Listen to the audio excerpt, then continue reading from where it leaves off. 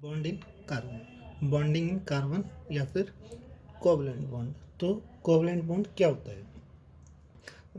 Bond formed by sharing of electron is called covalent bond. जो bond electron की sharing से बनता है उसको क्या बोलते हैं? कोवलेंट बॉन्ड बोलते हैं। कोवलेंट बॉन्ड, टू और more atom share electron to make their configuration stable. अपनी कॉन्फ़िगरेशन को स्टेबल करने के लिए वो बॉन्ड बनाते हैं। In this type of bond all atom have similar right over shared electron, और उनके पास सिमिलर राइट होता है। अब कोवलेंट बॉन्ड कितने तरह के होते हैं? Single covalent bond, double covalent bond और ट्रिपल कोवलेंट बॉन्ड। इतने कोवलेंट बॉन्ड होते हैं। अब फॉर्मेशन ऑफ हाइड्रोजन मॉलिक्यूल, ये भी क्या है? कोवलेंट बॉन्ड से H2 बनता है। अब कैसे पता पड़ा? अब हाइड्रोजन का एटॉमिक नंबर कितना होता है? 1 होता है। इलेक्ट्रॉन कितने होते हैं इसके अंदर? 1 होते हैं। तो इसके ये न्यूक्लियस हो गया और इसके इधर 1 इलेक्ट्रॉन हो गया, मगर होने कितने चाहिए? पहले ऑर्बिट में कितने इलेक्ट्रॉन होने चाहिए? 2, मगर इसके पास कितना है? 1 है। तो फिर ये बॉन्ड कैसे बनाएगा?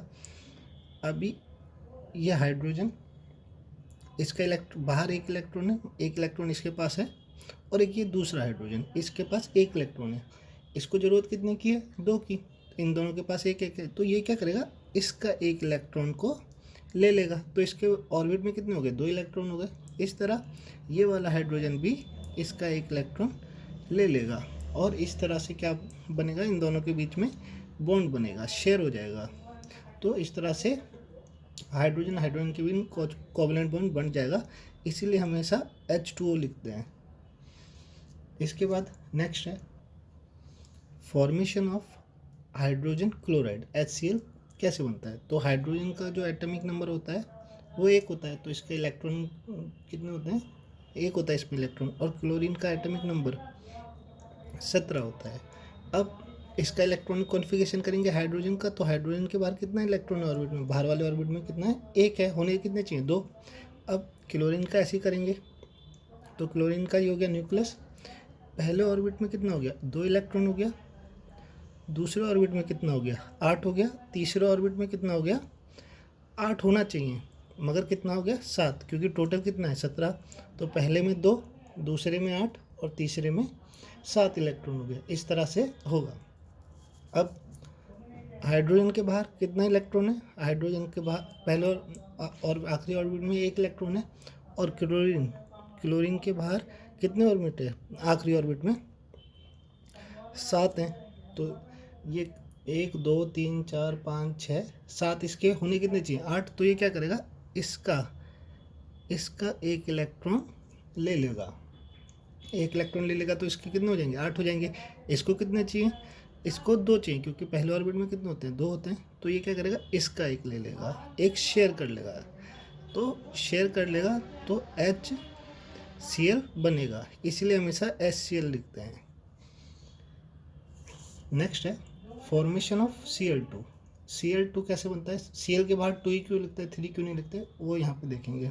तो क्लोरीन का जो होता है एटॉमिक नंबर कितना होता है? 17। तो पहले ऑर्बिट में कितने होंगे? 2। दूसरे ऑर्बिट में कितने होंगे? 8। और उससे अगले ऑर्बिट में कितने होंगे? 7। तो ये होगा। अब इसको यहाँ पे दिखाएंगे Cl, क्लोरीन 1 2 3 4 5 6 और 7। 1 2 3 4 5 6 और 7। तो इसके आखिरी ऑर्बिट में होने कितने चाहिए? 2 8 8 होने चाहिए। कितना होना चाहिए? 2 8 8, मगर कितना है? 2 8 7, क्योंकि इसके पास 17 है। पहले को 2 दे दिया, उससे अगले को 8 दे दिया, जो बच्चा कुछ आया वो एंड में आया। तो ये क्या करेगा? ये इसका 1 इलेक्ट्रॉन को शेयर कर लेगा। तो इसके 8 हो गए पूरे। ऐसे ही ये इसके इलेक्ट्रॉन को शेयर कर लेगा। तो इस तरह से बनेगा Cl के बीच में बॉन्ड। इसीलिए हमेशा Cl2 लिखते हैं, क्योंकि वो इस तरह से बॉन्ड बना रहा है। अब आता है मैथेन कैसे होगा? तो हाइड्रोजन का कितना होता है एटॉमिक नंबर? 1। इलेक्ट्रॉनिक कॉन्फ़िगरेशन भी कितना होगा? 1 होगा। तो इसके बाहर ऑर्बिट में कितना इलेक्ट्रॉन हो गया? 1 हो गया। कैलोरीन कैलोरीन कार्बन का एटॉमिक नंबर कितना होता है? 6 होता है। और इसका इलेक्ट्रॉन भी कितने होंगे? 6 होंगे। तो पहले ऑर्बिट में कितने हो गए? 2 हो गए। उससे अगले ऑर्बिट में कितने बचे? 4 बचे। तो देखो, पहले में 2, उससे अगले में 4। होना क्या चाहिए? 2 8। तो इसके पास 4 की कमी है, तो ये 4 लेगा। पहले ऑर्बिट में कितने होने चाहिए? 2, मगर इसके पास क्या है? 1, तो ये 1 लेगा। अब कार्बन, 1 इलेक्ट्रॉन, 1 इलेक्ट्रॉन, 1 इलेक्ट्रॉन और 1 इलेक्ट्रॉन। ऐसे हाइड्रोजन आएगा, 1 इलेक्ट्रॉन, 1 इलेक्ट्रॉन, 1 इलेक्ट्रॉन और 1 इलेक्ट्रॉन। अब ये क्या करेगा? हाइड्रोजन इसका 1 इलेक्ट्रॉन को शेयर कर लेगा, इसके 2 पूरे हो जाएंगे। इसके 1 को शेयर कर लेगा, इसके हाइड्रोजन के 2 पूरे हो जाएंगे। कार्बन का 1 शेयर कर लेगा, इसके 2 हो जाएंगे। ऐसे ही कार्बन के फिर से कार्बन का इलेक्ट्रॉन शेयर कर लेगा, इसके क्या हो जाएंगे? 2 हो जाएंगे। कार्बन क्या करेगा? एक इसका इससे शेयर किया, एक इससे शेयर किया, एक इससे शेयर किया, एक इससे शेयर किया, चारों से 1 1 लेगा। 4 इसके पास है, 1 2 3 4, और 4 इसने इससे ले लिए, 1 2 3 4, तो इसके हो गए 8।